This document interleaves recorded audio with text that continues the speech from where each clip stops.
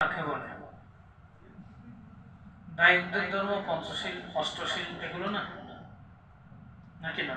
মাতৃসেবা, পিতৃসেবা, তারপর মেঘবজ্র সূত্র, শ্রীরাউলবাদ সূত্র, পরমভ সূত্র, এগুলো আচরণ করতে বলেছে। এবং যে 38 প্রকার মঙ্গলের কথা বলেছেন, এই মঙ্গল কর্মকর্তা বলেছেন, ঠিক না? একজন ব্যক্তি যদি ভোর 5টায় ঘুম থেকে উঠে 8টা পর্যন্ত বা বিকাল 4টা পর্যন্ত সে কাজ করে থাকে, সেখানে পঞ্চশীল লঙ্ঘন হয়? পঞ্চশীল লঙ্ঘন হয়েছে? হত্যা হয়েছে, চুরি হয়েছে, ব্যভিচার হয়েছে, মিথ্যা কথা বলেছেন, মদ্যপান সেবন করেছেন। তাহলে কোনো কর্মচারী সে যদি বলে বা তাই আত্ম ধর্ম করে বিশ্রাম নেই, কথাটি সত্য হলো না মিথ্যা হলো? হ্যাঁ, ইতিমধ্যে ও ওখানে কোনো শীল লঙ্ঘন করে নাই, সে কর্মে নিযুক্ত ছিল। সে কোথায় নিযুক্ত ছিল? কর্মে। মানে সারাদিন সকাল থেকে সন্ধ্যা পর্যন্ত কর্মেরত ব্যক্তিটি কি শীলবান ছিল না দোষশীল ছিল? শীলবান। এখন বুঝতে পারছেন? তাহলে আপনি যদি হতাশা হয়ে বলেন বাংলায় হাজত আছে আমি ধর্মগুরুর না মানে, এই কথাটা সে ভুল বললো নাকি ঠিক বললো? ভুল বললো। এই জন্য আজকে থেকে এটা বলবেন, কারণ সারাদিন আপনি কর্মে নিযুক্ত ছিলেন। আপনার কর্মের উপর, অর্থ উপার্জনের উপর একজন বান্তের স্বয়ং নির্ভর করবে। মা বাবা মারা গেলে তাদের চতুর্পত্তায় নির্ভর করবে, পুণ্যদান নির্ভর করবে, শিবরদান করেন, শিবরদান, সঙ্গদানের চাঁদা, এগুলো নির্ভর করবে। মা বাবা বেঁচে আছেন তাদের সেবা নির্ভর করবে, ঠিক না? আত্মীয় স্বজন আছেন তাদের সেবা, স্ত্রী পুত্র ভরণ পোষণ, 38 প্রকার মঙ্গলের যে সমস্ত বিষয় আছে সেগুলো নির্ভর করবে।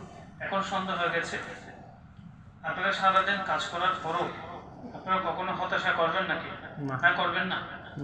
আজকে থেকে হতাশা করবেন না। বলবেন না যে বান্তে আমি বেশি কাজে ব্যস্ত আছি, আমি ধর্ম করতে পারছি না।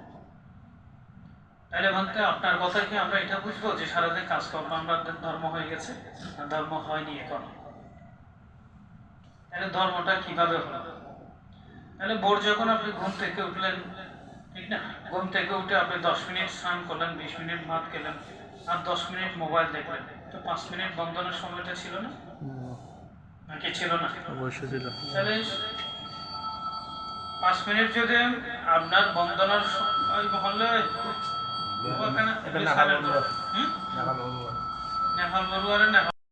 হচ্ছে ভিক্ষুদের সম্বন্ধের একটা প্রাতকৃত আছে। প্রাতকৃত মানে সকালের, প্রাত মানে সকাল, কৃত মানে কর্ম, অর্থাৎ সকালের কর্ম। সম্বন্ধের একটা কর্ম আছে, ভিক্ষুদের একটা প্রাতকৃত আছে, দায়িত্বের একটা প্রাতকৃত আছে, আছে না? আচ্ছা। এই প্রাতকৃতের মধ্যে বলা হচ্ছে সকালবেলা উঠে আপনি শৌচ করবেন, অর্থাৎ আপনি বাথরুমের কার্যক্রম সমাপ্ত করে। হ্যাঁ, এখন না আপনারা এরকম বলবেন না, বন্ধ করে দেন ফোনটা। তাহলে এরকম, হ্যাঁ, ওই প্রাতকৃত সমাপন করে আপনি বন্দনা করে মাতা পিতার উদ্দেশ্যে, প্রয়াত মাতা পিতাকে বন্দনা করে, গুণী জ্ঞানী বান্ধবদেরকে বন্দনা করে, কেমন? আর বন্দনা করে ছোট্ট একটা দান বক্স রাখবেন, সেখানে মানে 8 আনা হোক 1 টাকা হোক দান করে কাজকর্মের উদ্দেশ্যে রান্না হবে। তাহলে ওই মানুষের কল্যাণ হবে নাকি অকল্যাণ হবে? তাই হিসেবে সর্বনিম্ন এই ব্রত কর্মটা আপনাকে করতে হবে। এখন বুঝতে পারছেন? আচ্ছা, এখন আপনি কাজে গেলেন, সারাদিন যে আপনাকে বেতন দিচ্ছে সে কাজটা মন দিয়ে করতে হবে। অবশ্যই। আপনি যদি অর্থ উপার্জন করেন তাকে না দেন, আপনার ওকে বেতন আপনি কিভাবে দেবেন? প্রত্যেকে দিতে, ঠিক না? স্ট্যান্ডটা আপনি এদিকে নিয়ে এসো, মোবাইলের সামনে দিয়ে চলাফেরা না করে মতো। তারপর আপনি মনোনিবেশ সহকারে একজন শ্রমিকের কর্তব্য কি? না ওখানে ঠিক আছে, আমি বলি, আপনি বলবেন না। এখন আমি বলি যে ত্রিপিটকের মধ্যে একজন শ্রমিকের কর্তব্য কি, একজন সৈনিকের কর্তব্য কি, একজন পঞ্চশীলদারের কর্তব্য কি, সবগুলো লিখে আছে, ঠিক না? একজন দায়ক যখন একজন সমনের ভুল দেখে, একজনের ভিক্ষুর ভুল দেখে, তখন একজন দায়ক রেগে যায়, মন খারাপ করে, দুঃখ করে, ঠিক না? ইনখন আবুল তাবুল সদর বদর বানতে উল্টা ফুলটা হয় না হয়, বন্ড টন্ড ইত্যাদি হয়ে বানতে হইতে। তাহলে ভান্তেদের চাঞ্চলন যেভাবে ভুল হলে আপনাদের দুঃখ লাগে, কষ্ট লাগে, তাদের মানতে কষ্ট হয়, দুশ্চিন্ত দুরাচারে মনে হয়। বুদ্ধ কি শুধু ত্রিপিটকে বিনয় ভিক্ষুদের বেঁধেছে, দায়কদের বাঁধেনি? অবশ্যই বাঁধি না।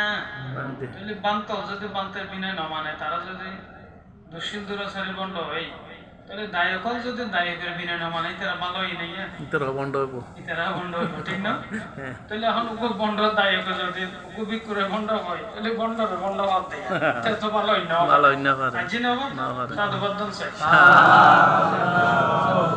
তাহলে এই প্রাতকৃত সমাপন করে যে কর্মে যাবেন সেই কর্মটা মন দিয়ে করতে হবে আপনি না পারলে বলে দিবেন আমার কাজ ভালো লাগবে আমি করবো না কিন্তু আপনি 16 আনা পরিশ্রম দিয়ে তাকে অর্থনৈতিক সুবিধা হয় মতো আপনি ওনাকে লাভ করে দিলে আপনাকে বেতন দেবেন বেতন দেয় এমন হতে নাই দিতে না দেবে নাই গুণ যাই দেবে বলি ওই তো না গায়ে কর্ম নষ্ট হইব ওর উপার্জিত সম্পত্তি আপনার গায়ে চলে আসবে এটা কবজা হবে দায় হয়ে যাবে তারপর সন্ধ্যাবেলায় ঠিক সকালবেলায় যে ব্রত কর্ম করেছেন ঠিক একই ব্রত কর্ম আপনি সন্ধ্যাবেলায় এসে আবার স্নান তর্পণ করে রান্না বান্না করে আবার 5 মিনিট শান্তিতে বুদ্ধের সামনে চলে যাবেন বুদ্ধ ধর্ম সংঘকে বন্দনা করে প্রদীপ পানি সুগন্ধি পূজা করে প্রয়াত মাতা পিতাকে নমস্কার করে বড় বড় গুণী জ্ঞানী বান থেকে বন্দনা করে আবার একটু করে সকল পানি সুখে হোক মূর্তি ভাবনা করে আবার আপনি শুতে চলে যাবেন এ হচ্ছে একটা দায়কের মানে ন্যূনতম ব্রত কর্ম তাহলে